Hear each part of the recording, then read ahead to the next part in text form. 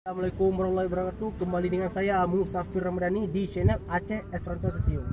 Saya sekarang baru mengikuti 14 hari, iaitu adalah diklat pemberdayaan masyarakat yang pemerintah Indonesia bekerjasama dengan pemerintah Aceh. Orang dari Padang, Medan, Sumatera dan masuk Aceh ini lagi gratis mengikutinya.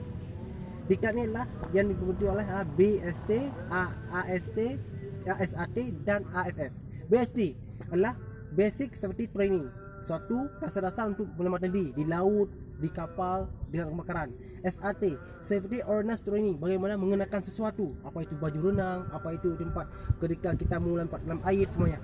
AFF, Advanced Fire Fighting, bagaimana kita menaikkan api apabila kebakaran, di mana, apa di kapal, apa di hotel, apa di mana saja. Jadi ini sedang gratis. Anda bisa menyiapkan pertama fotokopi KK, akte kelahiran fotokopi, ijazah memang SMP, pas foto 3x4.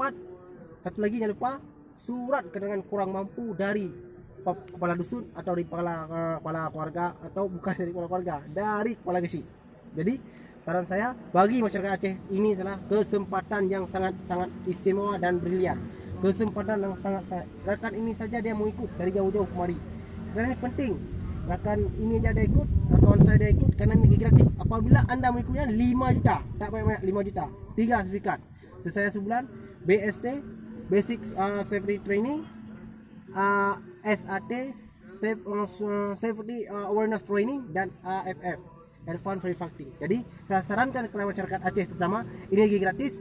Syaratnya fotokopi KTP, fotokopi KK, fotokopi ijazah minimum SMP, pas foto 3x4, surat keterangan kurang mampu, akte kelahiran fotokopi. Jangan lupa ya, diikut. Ini sangat penting. Terima kasih. Assalamualaikum warahmatullahi wabarakatuh.